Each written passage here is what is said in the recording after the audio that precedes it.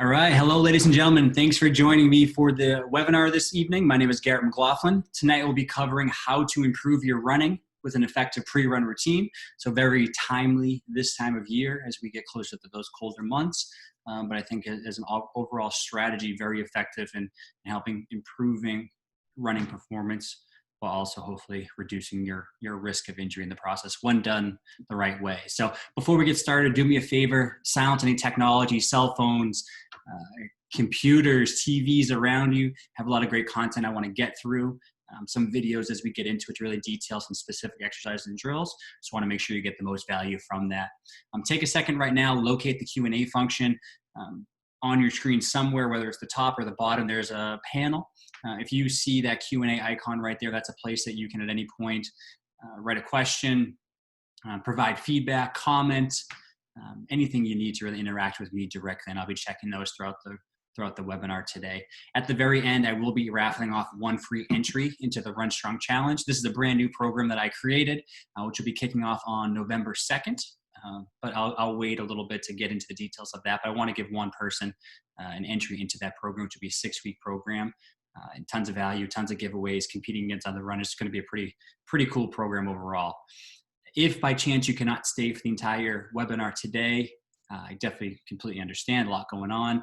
But I will be sending an email tomorrow at 11 a.m. Eastern time. This will include the webinar replay, the winner of the raffle, and then also some basic information on that Run Strong Challenge. If by chance you do not see that email by 11:10, check your spam folder, since unfortunately it tends to end up in there. All right, so let's get started to the content. What to expect from this webinar today. We're going to talk about some background information on why the dynamic warm-up matters. Hopefully you're here so it matters for you, but want to talk a little bit about the science behind that to make sure, again, why do something that you don't truly believe in. So let's talk about the background information, see how it can benefit you, and then hopefully implement some of these strategies moving forward. We'll talk about the physiological benefits, how it impacts the body, rather than warming up in a general way. What are some of those other characteristics we can improve to see better results with our running? And then from there, go into the specific 4-step dynamic warm-up system. This is something I've been using for years with a lot of my running clients, but talk about that system so you have a specific step-by-step process to go through to really check all the boxes with that pre-run routine. And then we'll go over also specific exercises and drills to input into the system. Before we get into that, let me take a second, introduce myself to those of you who are new on here. I know we have a lot of returning people, so I appreciate you guys jumping on this webinar again. My name is Garrett McLaughlin. I'm a licensed athletic trainer and strength conditioning coach in West Bloomfield, Michigan. I run what is called the Healthy Running Program.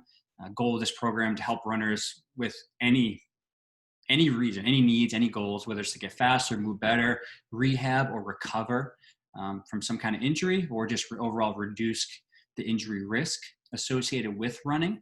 I do this both in person here in West Bloomfield, Motivate Fitness, but also virtually with the recent shutdowns and things. I mean, everyone's been forced to move virtual, and a lot of my people we're still kind of carrying out programs and things in that way, just because it's actually is a lot more effective than a lot of people think. So before we get into this first slide, I want to just get a sense of what some of you are doing on a regular basis when it comes to the dynamic warm-up. So I'm just going to set up a quick poll in here in the group. Hopefully you can see that. Some of you, depending on how you're accessing this webinar, whether it's your phone or your computer, if you have Zoom, if you don't have Zoom, may be able to see this. You might not. If you don't worry about it.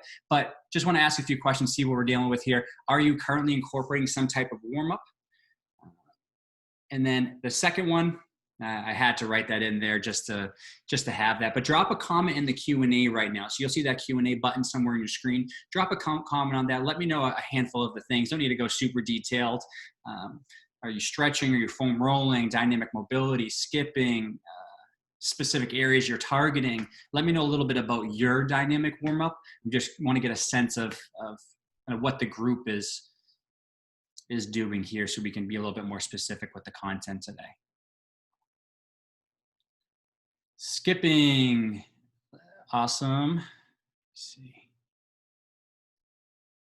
Leg swings, forward to back, side to side. That's great, Scott. Yukio, use your dynamic mobility warm-up. Awesome.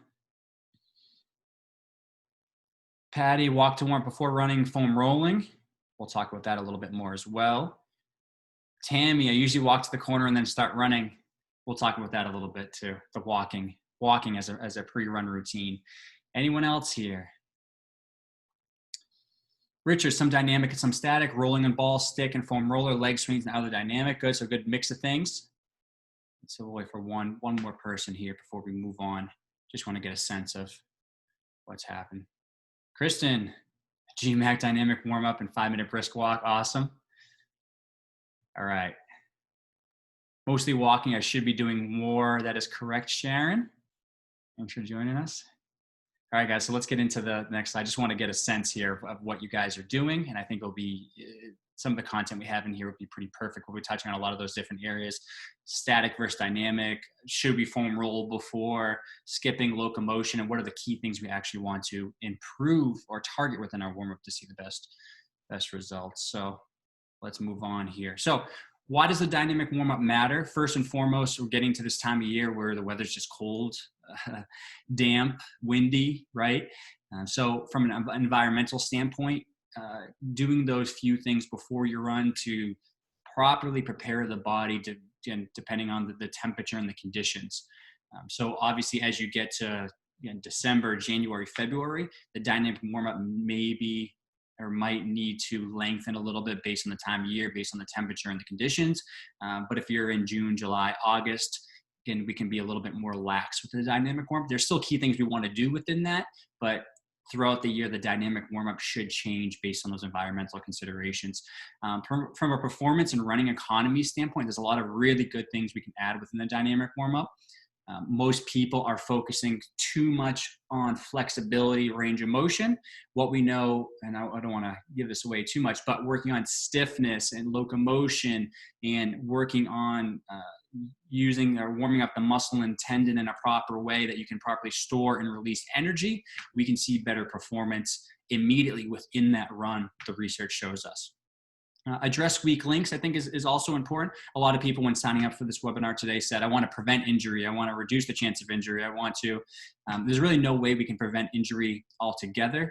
There's too many factors involved, and usually that they come from, or 70% of running related injuries come from some kind of training error, whether you're increasing mileage too quickly, increasing speed too quickly, or introducing a different terrain without the body being ready to withstand that. But within your dynamic warm-up, rather than doing general things to just warm up the body, if we add specific strategies that will address our weak links in the process, what's weak, what's different from side to side in terms of strength or mobility, that from a long-term standpoint can help us overall reduce our likelihood of injury and also set us up for success. Because if and most people are running anywhere from 3 to 7 times per week. My runners that are running regularly, when we create a dynamic warm-up for them, I love that because it's another touch point throughout the week where I can say, okay, I know this left ankle is tighter than the right ankle, so I have this many chances throughout the week to do 10 mobility stretches or activation exercises or something strength related that takes a couple minutes to address those things. So using that strategically to address your weak links is very important. Demands of running. Those of you that have been on my webinars in the past, you've seen this quite a bit. Slide I think I've had on every single webinar just because it explains running pretty well in a way a lot of people don't think of it. But we need to warm up because running is a single leg plyometric-like activity. You are literally bounding from one step to the next. Okay, so with that much force, anywhere from 2 to 6 times your body weight is coming down. You need to push off that much body weight. You need to absorb that much body weight as you strike the ground, and then stabilize that throughout mid stance. So making sure your body is properly prepared to handle that force is super important. Because running is a predictable movement pattern, it's that same motion over and over again, mile and mile on end for days, weeks, months, years, decades even, right? Depending on how long you've been running. From a performance standpoint, this is great. We know the specific ranges of motion. We know the muscles. We know we have all these details and all this research on the back end that shows that we need to improve these things to be a better runner. So that's great. We can incorporate some of those things into your warm-up. But completing a predictable movement pattern also increases our risk of injury if we are not moving in a more variable way in multiple planes of motions, loading tissues differently, as opposed to doing things the same way day in, day out. So for some of my clients, we actually add in different movements outside of the demands of running, outside of that sagittal plane moving straight forward, to help offset their risk of injury, because variability is a very good way to help reduce that overall risk of injury. Like I mentioned, again, injury rate for runners is very high. Anywhere up to 70% of runners get hurt each and every year. So it's usually about doing those little things consistently that will keep you ahead of that. When it comes to the physiological benefits of the dynamic warm-up and a pre-run routine, these are the two things that majority of people think about when it comes to the warm-up. First and foremost, increasing muscle and core body temperature.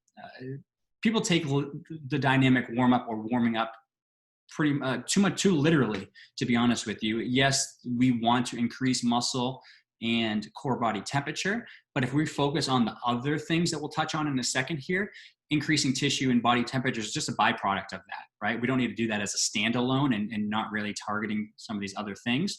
Majority of people are making their dynamic warm-up very range of motion, flexibility, and kind of mobility focused. Problem with that is running is a very mid-range sport. There's not a whole lot of range of motion needed to run. We want great toe, the ankle, and the hip into extension to have enough range of motion. Other, again, joints, motions aren't necessarily challenged to their end range. So yes, we want to make sure we're preserving range of motion and moving through that range of motion, but improving range of motion as a precursor before we run isn't necessarily as important as a lot of people believe.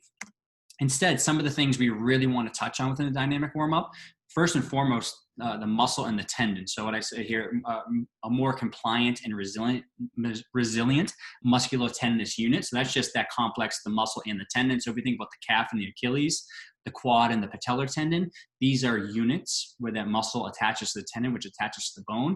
If we can make this more compliant, which means we're able to provide a quick stretch on that tendon and then quick contraction, almost if you think like a pogo stick or a elastic band, if we're able to stretch that and then quickly it snaps back, that creates the ability to store energy as you strike the ground and then quickly release energy as you push off.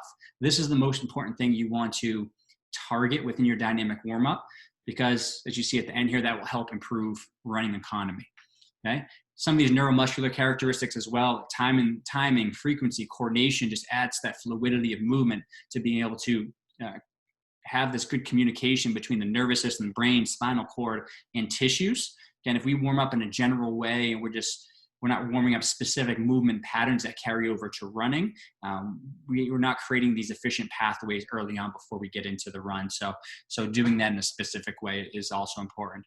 The cardiorespiratory system is something a lot of people tend to neglect. I hear from a lot of people that say, hey, my first 10 minutes are pretty brutal, right? I start my run. I feel like my heart's pumping out of my chest. I'm breathing heavy. I can't catch up early on in my run. If you're going from 0 to here, right? If we think of resting heart rate, a lot of runners anywhere from 50 to 70 beats per minute. And we're all of a sudden saying, hey, we're going out to run at 130, 140. The body has to, again, meet that demand. So heart rate, respiration rate, those things are going to have to jump up and usually a lot higher than they need to initially, because we're trying to kind of fill the void here. So usually that the heart and the lungs will work a little bit harder early on to fill that need. If we can spend a couple minutes on the front end to start to elevate those systems to match that 120, 130, 140, whatever your heart rate, respiration rate typically will be once you get into your run, it's a lot easier, a lot more seamless as you get into those first few minutes. Mental state and focus, obviously from a psychological standpoint, I think this is huge. Having that clear-cut delineation between whatever you did before in your run and that gradual progressive 3 to 10 minutes in between there, where you start to focus on the task at hand, you start to connect with your body, can help lead to better results in that run itself. And then all that stuff together typically leads to better run economy, but specifically going back to the muscle, the tendon, and the stiffness we talked about a little while ago. Big question here. To stretch or not to stretch? That is the question. So very interesting research has come back. You see, I'm linking or showing a few research articles there from 2010, 2011 that show the difference between males and females who stretch and static stretch before running versus those that don't. They actually had it was like 15 minutes of static stretching versus 15, I thought it was interesting, 15 minutes versus of quiet sitting, pretty much just sitting on the ground for 15 minutes. And they both went into a run and compared the results between the two groups. So the results were very different between males and females. And this is important to note. Males showed that the group that stretched for that period of time before they went into their run actually expended more energy while they ran, and they covered less distance. So they ran for 30 minutes at about 65% of their VO2 max. And then the second 30 minutes, they just said, just run as fast and as long as you can. Try to maintain that speed for a long period of time and push to your max limit. So it actually cost them more energy to run when they stretched first, and they didn't run as far as the group that did not stretch. What's interesting when it comes to males versus females, males, if we look at the muscle and the tendon, we talked about stiffness before, are typically 29%, they say is the research. I think it's like 25 to 29% more stiff than females. So when we start stretching, we start elongating the muscles and the tendons, we lose that ability to quickly store and release energy. Our tissues become less compliant. So you have to use and create more energy yourself to run and to move afterwards. But when it comes to females, females showed actually increased improvement in flexibility, which is great, but there was no significant effect on running economy or distance covered. So even though they stretched before and males had a decline in performance, females, there was no difference between the stretching and non-stretching groups, showing that if you are a female and you want to static stretch, there's probably no negative impact on your running. However, like they mentioned, it should be noted that no performance or injury prevention improvements have been seen after acute bouts of static stretching. So static stretching does not improve performance. Static stretching does not reduce your likelihood of injury. So it's almost like it's a net zero here. We're stretching before running, but we don't really have much of that upside. So I would say if you are someone that's a male, I would probably stay away from some of the static stretching before running because we know it can negatively affect your running. If you're female, it doesn't matter so much, but we know more of dynamic movement, skipping, locomotion, those things can improve your running rather than static stretching, which really doesn't give you a whole lot here, what we're seeing from this research. Okay, so let me see, you got a question here. All right, so rules of an effective pre-run routine. This is important to understand here because we want some clear guidelines on how to see the best success with the dynamic warm. Rather than just throwing random things together, we want a system, we want rules, and we can follow those rules. So first and foremost, we want the dynamic warm-up to be specific in two ways. We want it to be specific to your individual needs, what you need as a runner. So those of you with a previous injury history, whether it's osteoarthritis, hamstring strains, Achilles tendinopathy, whatever it is, we want to probably target some of those things within the dynamic warm-up, or just some things that make you feel better as you get into your run. You're more primed, prepped, and ready to go. It also needs to be specific to the demands of the sport. So 2 to 6 times body weight, plyometric, jumping, landing, essentially stabilizing through mid-stance. All of these things probably should be addressed within the dynamic warm-up because that's what you're going to ask of the body as you get into that run for that day. It also needs to be progressive. So starting from non-weight bearing, maybe something on the ground-based mobility, could be foam rolling, could be anything, to then be weight bearing under load. So it could be a squat, then a lunge, then a squat jump and land. We're progressively increasing the demands on the system to go from 0 all the way up to what running will require of the body. And it also needs to be simple to complex, right? We try to start with some basic things, just moving throughout the range of motion, some simple movements, and then we make things a little bit harder as we go through that. I see a lot of people that just throw things in random order, which I think the system in a second will help you significantly. And if we were doing I'm just going to make up a couple things here. If we were going to do walking lunges, do some kind of skips, and then foam roll at the end, that doesn't necessarily make much sense. We want to reverse that order. Let's foam roll in the beginning if we're going to, because that's, again, ground-based, very simple non-weight bearing activity. Then we go to walking lunges, a little bit more weight bearing, and then we go to skipping, more weight bearing, more impact. So figuring out the right way to move through your dynamic warm-up progressively is important. And then it has to give more than it takes, right? Our goal is not to be have this great dynamic warm-up that's just a great dynamic warm-up. It should make you a better runner in the process, or a better functioning human being. So not making it overtaxing in a way that, hey, I'm warming up for 20 minutes and I'm just dead by the time I get to my run. Okay.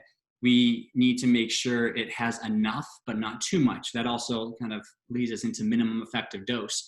If you have a headache and one Advil gets rid of your headache, why take two? Let's do as little as possible on some of these supplemental strategies, but do just enough to create that and favorable end result. Okay. Because typically too much usually has some kind of repercussion. So before we get into the main content here, some of the actual systems, some of the exercises and drills, I just want to do a quick poll here, see how well you guys are paying attention so far. So hopefully you guys see this. Some of you who are signing on for your phone or different places may not see this as well, but a couple questions for you guys to answer. So up to how many % of runners get hurt each and every year? Is it 40, 50, 60, or 70? Number two, blank seem to respond more negatively to pre-run static stretching. Is that male or females? And then three, the pre-run routine should be specific to your needs, specific to the demands of the sport, and progressive in nature. Take a second here, answer those. Let's see how well you guys are paying attention here early on.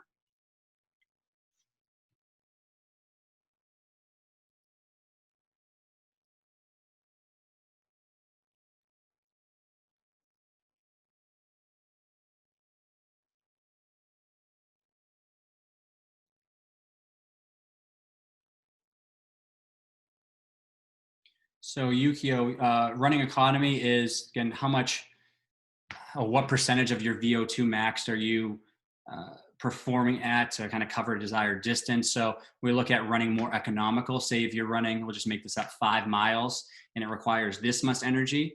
Being more economical means you're running that same 5 miles, but it requires less energy. So just being a little bit more efficient in the process of running. Richard, in my mid-50s, I care more about running pain-free than using more energy on run. I found static portion of stretching frees up lower back and reduce stiffness. So that's great. So specific to your needs, whatever you need. I mean, I have people that I add static stretching to my runners programs all the time. I don't add it for them to prevent injury or to improve performance, but I have people that have mobility limitations, have injuries, and we do add static stretching in there. So that's back to the point of, if it works for you and it's specific to you, I would definitely keep on with that. But at the same point, you should not need to do this as much in your warm-up. So I would definitely say there are other points throughout your week where you're addressing these things, where when you get to the warm-up, you can focus on preparing for the run rather than needing to do so much work to prepare the body.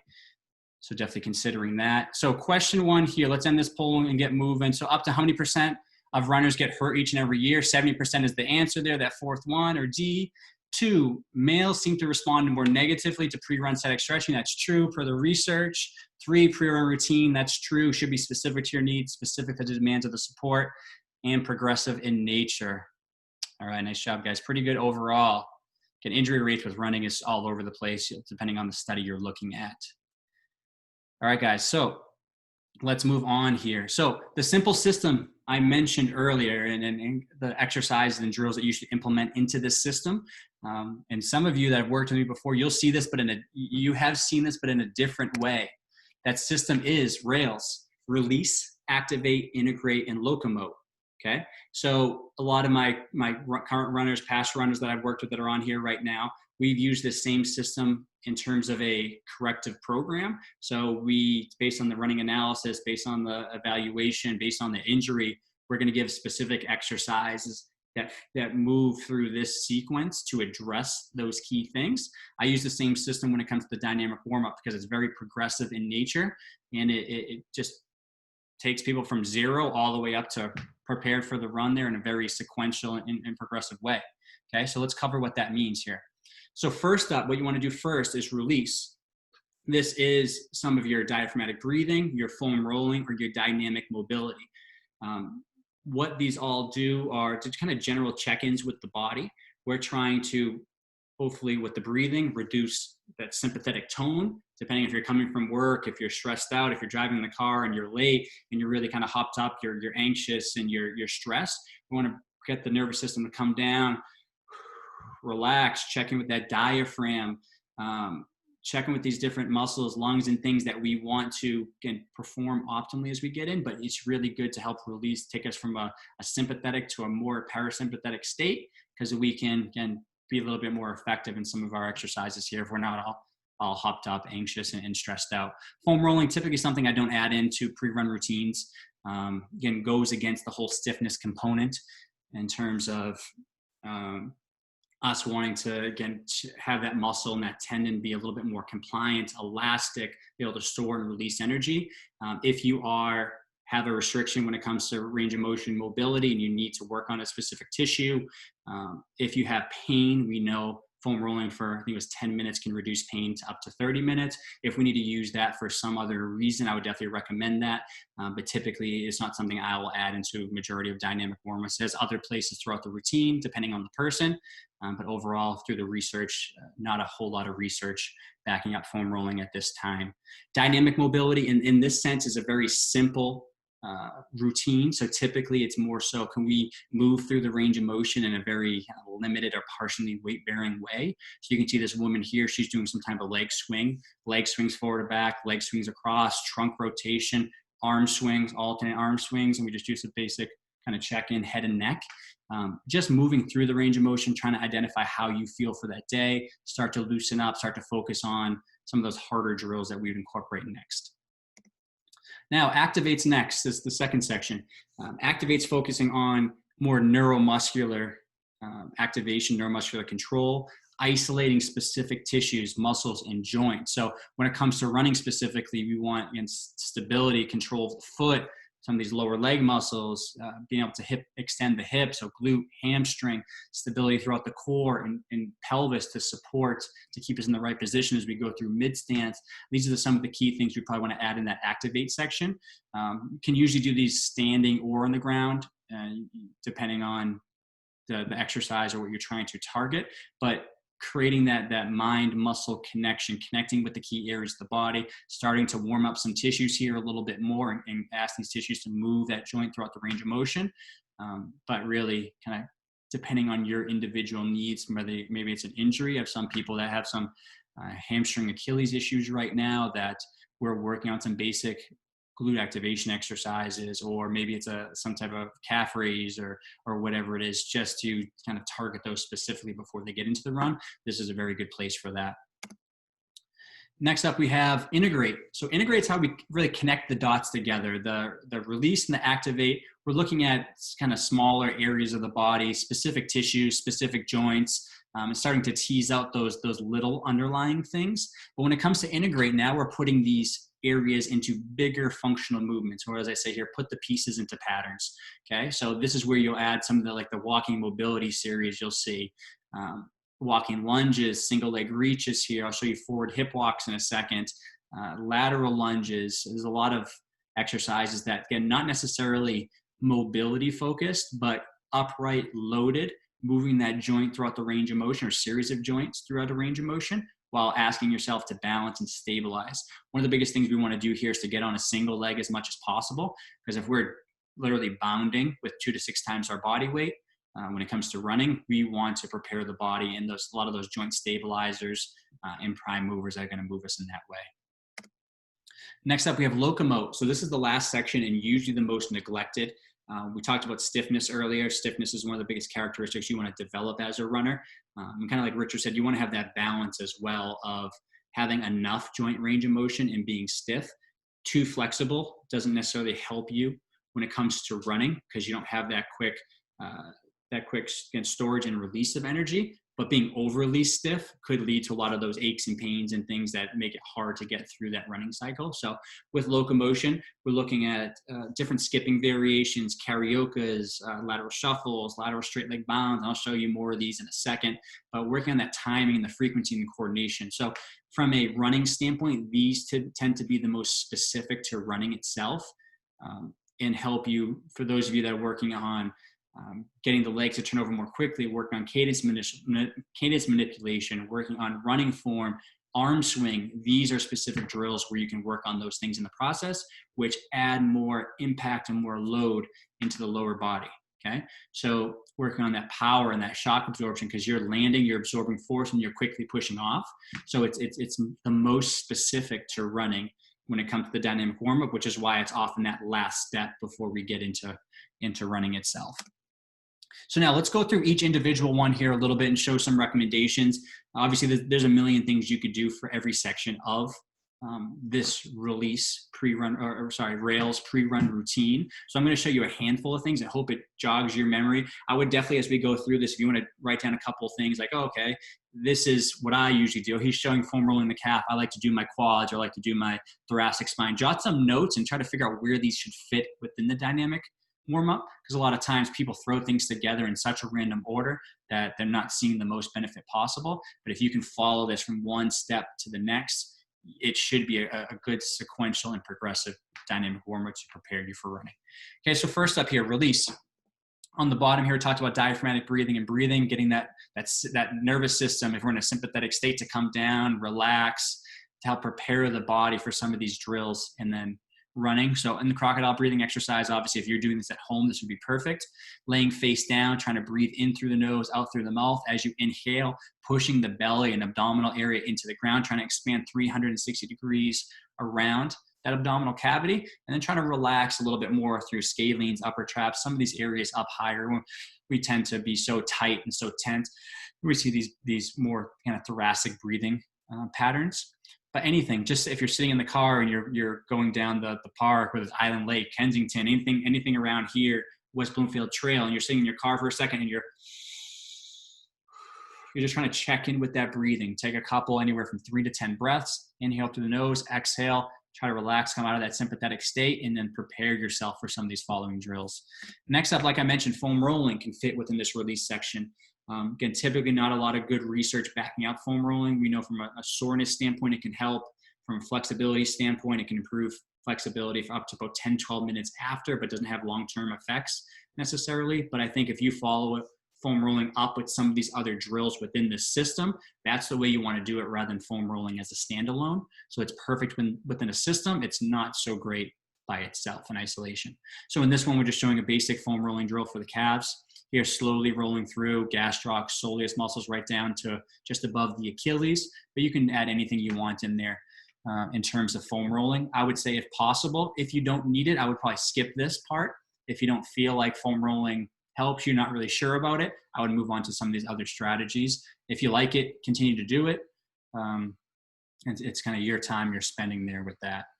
Next up, hopefully you see this. It looks like I'm blocking the screen here up top. So next up, we have this wall ankle mobility drill. Like I mentioned before, great toe, ankles, and hip extension, the key areas you want to make sure you have enough range of motion as you run, because that's when you're typically challenging the body through its full range of motion at those joints. So this is the simple drill, just working on loosening up the ankle joint. Like I mentioned, you're welcome to do some kind of static stretching. We already talked about the impact on men. Females, welcome to. It doesn't really help a whole lot, but if you feel like there are key areas that you need to get on top of when it comes to flexibility or mobility, this is the time to do it early on within your pre-run routine. And then next up, kind of more so, a little bit more important here, the dynamic mobility, preparing the body with these dynamic movements, moving a little bit more ballistically throughout the range of motion. Not trying to increase range of motion here, we're just trying to move actively throughout the range of motion. So we have leg swings across and up. We have leg swings forward and backward.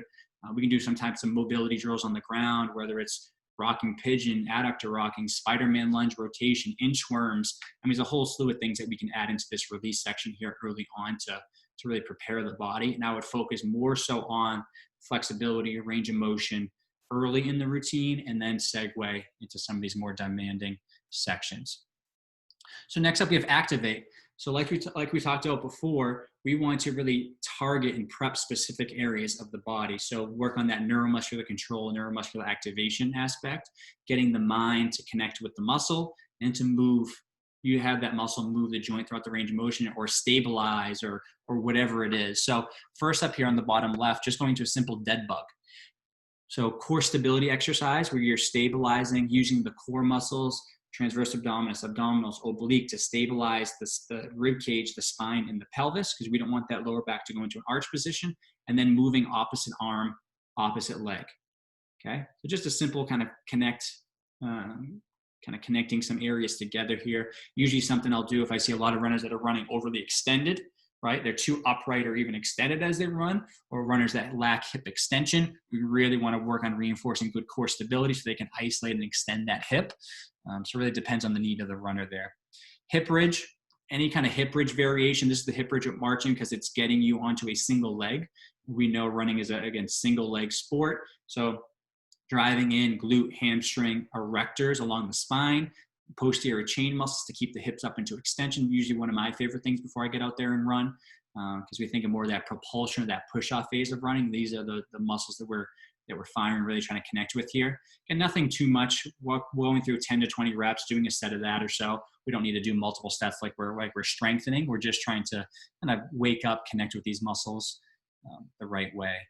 Next up here, one of my favorite foot dexterity or toe dexterity exercises is called lift, spread, reach. I see a lot of people, just because the footwear industry, again, challenging in some aspects these days, looking at work shoes specifically, toes coming to a point, toes being crushed in, wearing heels or some kind of dress shoe, some of the running shoes as well. Just people wearing things that are either too tight, that are pulling those feet together. History of playing soccer, hockey, wearing these different types of footwear that people are losing control of the foot and the toes. So all this is simply doing is extending the toes, allowing that splaying, and then trying to lay the feet down in a nice controlled way. Obviously something, because we're using these all day long, we can do so easily with the hands. A lot of people with developing stiffness, bunions, different issues in the feet. It's a very simple drill to check in with, but also starts to target some of those deeper intrinsic muscles of the foot to restore that relationship so we can stabilize and absorb force better from between the foot and the ground. Next up here, single leg isometric calf raise. Again, going back to demands of running, the calf and the soleus muscle is typically the most important and the most called upon when it comes to running, more so than even glutes in hips. So making sure we're targeting those muscles here, muscles of the plantar foot, plantar fascia, calf, gastrocsoleus muscles deep behind the calf right there.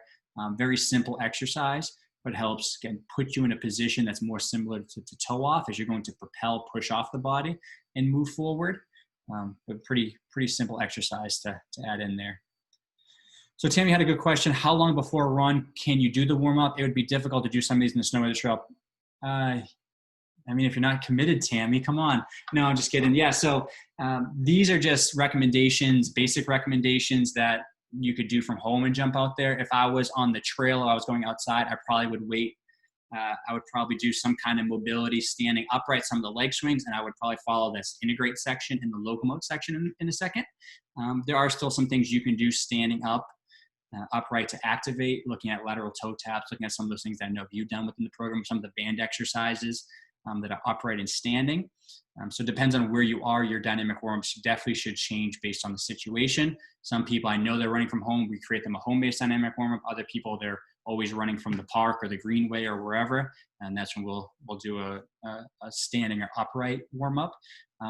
I say technically this should be done within 10 minutes before you run. With that being said, doing this stuff at some point still has its benefit. So I have a woman right now, and she runs at Kensington, has to drive there, has a specific dynamic warm that she has to do at home. I tell her to do that at home. That's fine. It's not ideal. It's better than nothing. And she drives 10, 15 minutes to Kensington and gets out on the group runs. So something is better than nothing, although do it as close as possible before you run, or really adjust the warm up to fit that situation. Now, in this integrate section, this is how we put all the pieces together. Bigger functional movements requiring, again, we're more weight bearing, there's more force, we're balancing, we're stabilizing, and we're controlling the body throughout these extended ranges of motion. So first up here on the bottom left, we have forward hip circle. So on this one, we're kind of mixing mobility of the hip, this multi-directional mobility, which runners typically tend to lose, always moving forward and backward. But what we're really looking at here is the balance and stability of that stance leg, being able to control the pelvis, control the body, control the foot as the other leg is moving through a range of motion, then adding some arm swings in there as you go.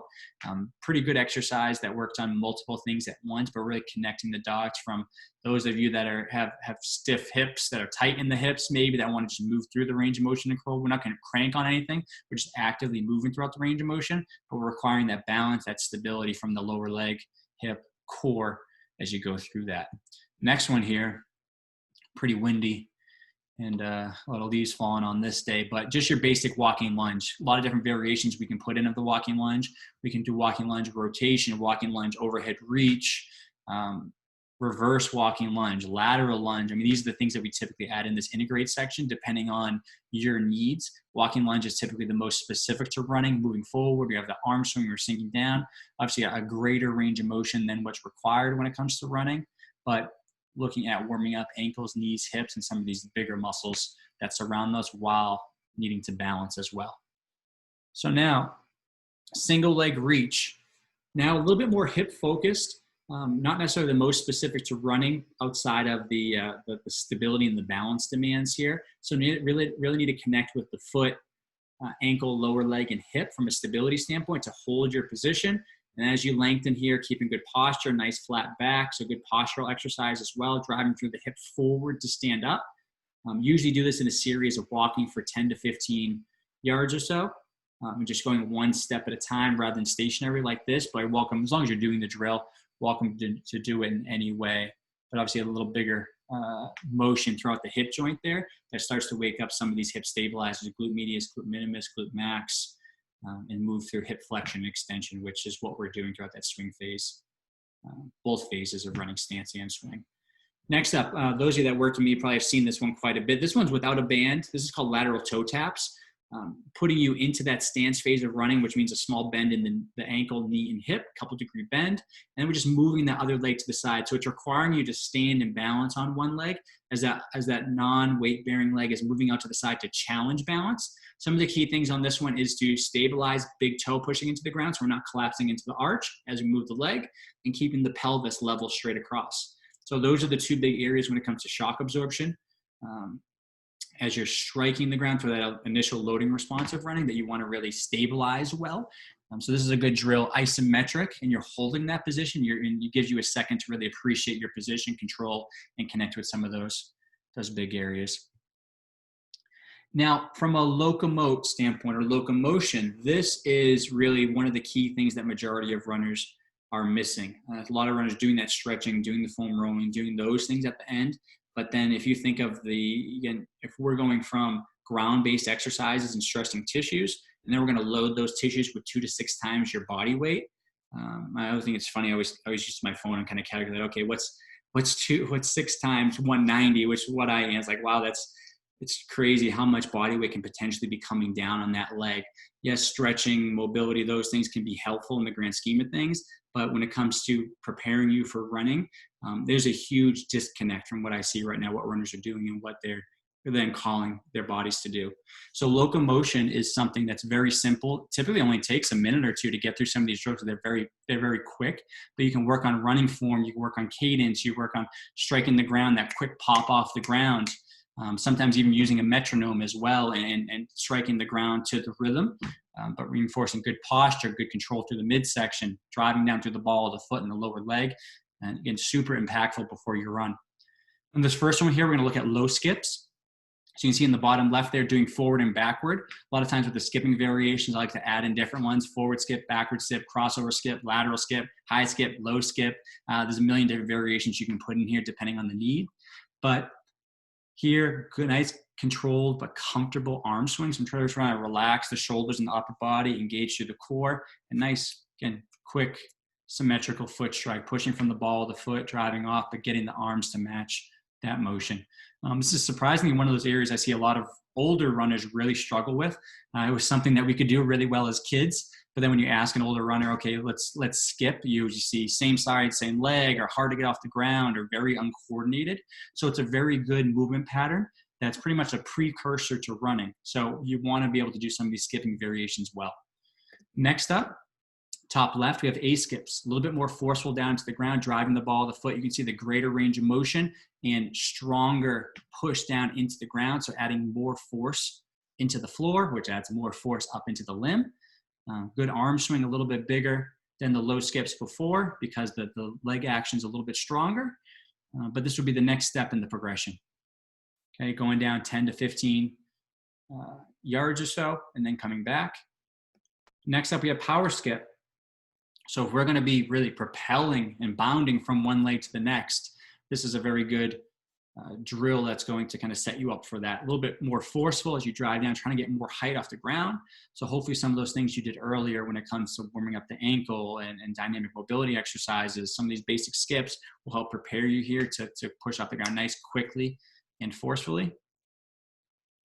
And then last one, like I mentioned, moving in different planes of motion as well. So this is lateral straight leg bounds, using those muscles around the hip, glute medius, glute minimus, which we use to stabilize and absorb force as we strike the ground and throughout the mid stance of running to push us off side to side. So obviously not specific, but we, from a variability standpoint, these are some of those little things that we'd like to add into the mix, whether it's lateral lunges or crossover lunges, curtsied lunges, lateral straight leg bounds, cariokas, lateral shuffles, lateral skips. These are the things that we want to add into the program depending on where you are when you're running. I typically add more multiplanar movements the higher people are in their mileage and the closer they are to their goal race, because I want to break them out of the monotony of high mileage, doing the same thing for so long and so many days on end. So I want to move their joints and their muscles and load them in different ways from an injury reduction standpoint. And it helps kind of break up the training programs. We're not always just moving straight ahead. Okay, so now as we move on here, we talked about stiffness a couple times, and there's been some good research out. Something that actually just came out this year, early 2020. One of the best things that came from 2020, right? This research article, plyometrics and running economy. So the article was called "The Plyometric Warm-Up Protocol Improves Running Economy in Recreational Endurance Athletes." So meaning being able to run at a less percentage of your VO2 max, being more efficient. Your body is more efficient in storing and releasing energy. So you therefore have to create less energy. So hopefully you're less tired covering that same distance because you're not needing to create that much energy to cover that distance. So what they found was plyometrics was very effective, a very effective warm-up to improve running economy. And it all came down to leg stiffness once again. So we know males typically have more leg stiffness than females. Males lose that leg stiffness with more static stretching, but doing these 3 plyometric drills was shown to increase leg stiffness by up to 20%. So when it comes to increasing that stiffness, that ability to store and release energy, so you yourself don't have to create as much energy to move throughout that distance. The best drills that they found, it was 3 exercises specifically: squat jumps, jump squats, split jumps, or lunge jumps, scissor jumps, a million different names for each one of these. And then lastly, we have bounds, a little bit more specific here to running, moving horizontally rather than vertically. Biggest thing to realize on these, we want to do these at the very end. We want to do these after some kind of locomotion. So we want to properly be prepared, because if we're doing squat jumps, lunge jumps, any of these movements, and we're jumping and we're landing and we're not warmed up and we're not prepared to quickly land and get back up in the air, they're just not effective. So doing some kind of simple plyometric activity as the last step before your run can be the most impactful. But at the same time, remember those rules. It has to give more than it takes. For some people that don't do plyometrics on a regular basis, this would probably be pretty tough on you. Might be winded, could be tired after this. So doing anywhere starting with a set of these, maybe 1 or 2 of these, doing a set of 5 repetitions each, and then moving to 2 sets of multiple repetitions. Really depends on where you are and how you kind of enter into this. I usually implement some kind of jumping or plyometric movement after the locomotion, whether it's a vertical jump and stick, just like the squat jump, but sticking and holding and landing, or a single leg jump and stick, just to be a little bit more specific to the demands of running, since the force as you land it is so high. Okay, but just know that when it comes to running economy, and especially if you're going out there, you want a PR 5K race or something quick and fast, going through a good dynamic warm-up, add some basic plyometrics in there, that'll probably provide you the again, best results when it comes to those shorter, more intense races too. Okay, so Couple things here as we start to wrap up. Key things to remember moving forward. First and foremost, walking is not an acceptable dynamic warm-up.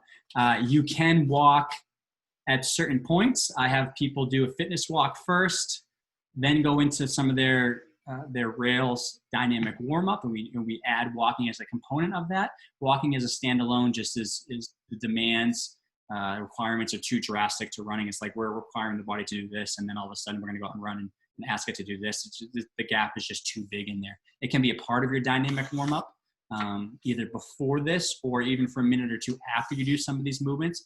Catch your breath, relax, start to focus on the run here, start to walk, and then get into your run, but not walking as a standalone. Next, research shows static stretching does not improve performance or reduce risk of injury. Do what you want with that. A lot of people are so into doing those static stretches and things before they head out and run. Love it. Feel free to keep doing it. We know from a performance and injury reduction standpoint, it's not doing a whole lot, and there's pretty consistent research on that. So I would, as much as you can, try to leave that stuff out of the dynamic warm-up if you don't need it to prepare for your runs. We know it's not giving a whole lot. If it helps you quite a bit, keep doing it. Just understand it's probably not giving you as much as you think. And next up, be specific to your needs and the demands of running. So, and what does your body need specifically? Could be static stretching, right? Or it could be left ankle is tighter than right ankle, right glute, core stability. What are those little things that you can add into your dynamic warm-up while also respecting the demands of running at the same time? With all of this, you need to determine which exercises and drills help you the most and put them into the rail system. So we have release, activate, integrate, and locomote. We kind of understand which drills that I recommended here or some basic ones to add into the mix. Which ones do you like and where can they fit within the system? Sometimes restructuring your dynamic warm-up can make the biggest impact. So figure out how it fits within this sequence. Lastly, if you do only one thing, skip.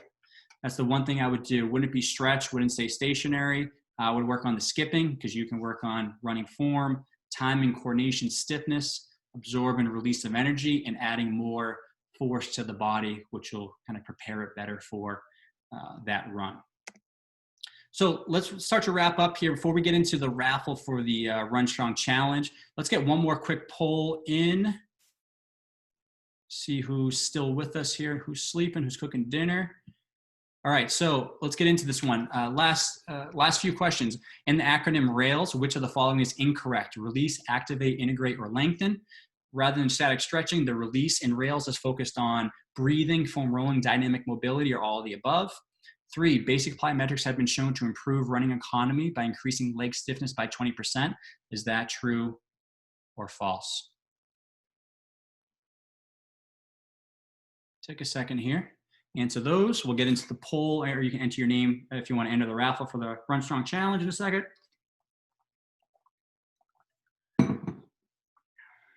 Doing well so far.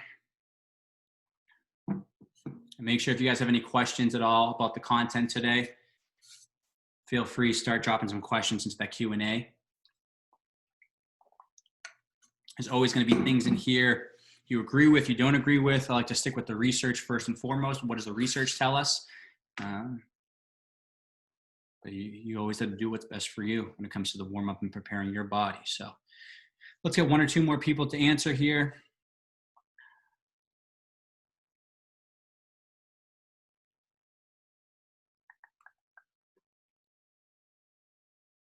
All right. So release, which one is incorrect? Lengthen, last one is locomote. Rather than static stretching, the release in rails is focused on all of the above: breathing, foam rolling, dynamic mobility. 3, basic plyometrics have been shown to improve running economy by increasing leg stiffness. That is true. Okay, so entering name into the raffle for the Run Strong Challenge. So I know what most people are waiting here for to enter the name, hopefully win. So what I want to do is explain this program first. You can see what you're entering your name for if it's something you're interested in. If you're not interested, I do not recommend you enter. This is a great program. It requires some effort on your part, but also requires big payoff in the end. For you to get in this with a win here at the free raffle, there's up to $400 worth of prizes in this, gift cards, running swag, everything. So a lot of value to get to get in on this and actually win some stuff. It's almost like I'm paying you to do this challenge. But the Run Strong Challenge is a 6-week strength and running retraining program. You'll receive a running analysis, movement assessment, and a 100% custom program, while also competing against runners from different areas. So far, Indiana, Chicago, around here in this local area, we'll have runners from multiple states here, which will make it pretty fun. So since everyone will be at a different ability level, there will be weekly check-ins and tasks alongside your personal program, which will allow you to accumulate different point totals throughout the challenge. The runner with the most points accumulated at the end will receive a check. So if you're winning the raffle, you won't necessarily, but if you sign up, you will receive a check and get all of that money back that you paid for the challenge. And I'm also giving the winner a $150 gift card to a local running store. So wherever you live, whatever running store you support, I'll buy you a $150 gift card from that running store.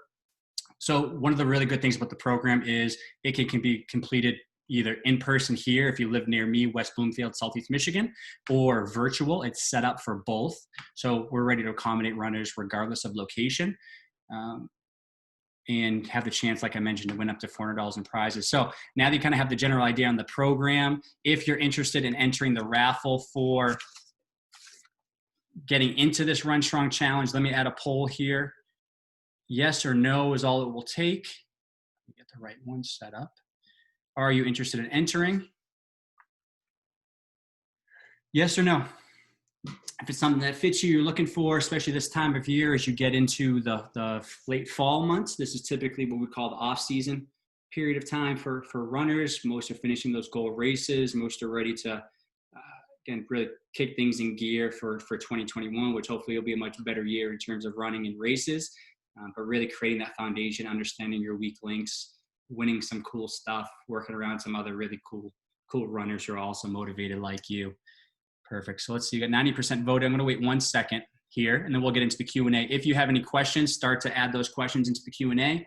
We'll take about 5 or 6 minutes or so, run through a couple questions. I have some from the registration here that I will answer as well. So let's end this right here. So that one person, I'm sorry, cannot enter. Okay, so let's get in. So before we get into that, those of you, please know that I will be emailing you tomorrow with the webinar replay. If you have questions, stay on here. If you don't, I will email you the webinar replay tomorrow if you want to reflect and kind of go back on some of this stuff. I will also announce the winner of the raffle. So make sure you're checking that, responding to that if you are the winner. I will provide a link to the Run Strong Challenge if you're interested in that, but make sure you look in your spam folder. If you don't see anything from 11:10 Eastern time on, make sure you check your spam folder because it's probably in there because I am sending it over to you. Questions. Let's start wrapping up here. So I appreciate you guys that hung out for the webinar this evening. If you have any questions, please add those in here right now. Terry didn't do well on that quiz. It's okay.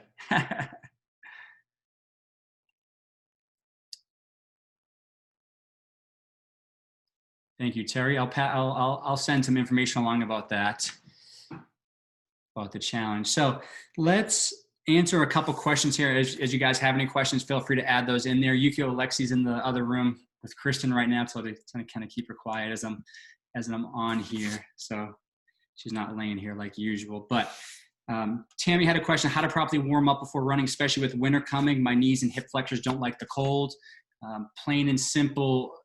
Again, getting back to that specificity, and Tammy, I know you specifically, I would think doing something like sumo squats, split squats, lateral toe taps, or even standing. I know getting away from being on the ground would be important too in the winter months, like you mentioned with that question earlier. So standing, band around the feet, and then just lifting one leg up into a marching motion to engage through the hip flexors could be a good warm-up drill. But then always ending, I think the locomotion is going to be one of the most important things, because we're loading into the knee, loading into the hip, and we're also moving hip and knee flexion extension. So that will warm up those areas really, really the best. Yukio had a question in the registration: what needs to be done when short on time? I would go right to skipping. Really, that's the best thing you can be doing on a regular basis, is the skipping and locomotion patterns. You probably get through those in 2 minutes or so and still put some good work in. I would start slow though if you're not doing some of those kind of precursor steps. the release to activate the integrate, because you're adding a little bit more force and load on the body without preparing it for that. So always start very easy, low skips, nice, simple, make the skips a little bit higher, make the skips a little bit higher, and just waiting to see how your body responds and tolerates that. And then you go into your A skips, and then you go into your power skips, and then you go into your lateral straight leg bounds. So you can just kind of gradually go through that progression, but you're just listening to see how you feel and doing that when it feels right. Julie said, I want to get out of the gate faster. So depends on the type of run you're doing. The locomotion, some of those plyometrics, if you're trying to do some of the shorter races, 5K, 10K, you're trying to get out there and really push it, you should be taking or spending more time on the dynamic warm-up in the beginning. Some of those longer runs, half marathon, it's kind of in the middle, full marathon, ultra, you can get away with not doing as much in terms of a dynamic warm-up, because you're going to gradually be warming up over the course of that. And the percentage, you're typically running at a lower percentage of your max intensity. So dynamic warm-up becomes even more important the shorter your run is, the longer your dynamic warm-up needs to be. And then it starts to almost become less important the longer you are running, but still at the same point, I would still focus on those key things for you. If you have any imbalances or asymmetries, if you're recovering from an injury, you need to target a specific area to make sure that feels good as you run, and definitely adding some locomotion drills into the mix there. Thank you, Yukio. Thanks for jumping on today. Jacqueline. Let's see. Sherry said the best warm-up for me to resist injury. I had to rest from running for 4 weeks due to a pulled hamstring. I want to get strong.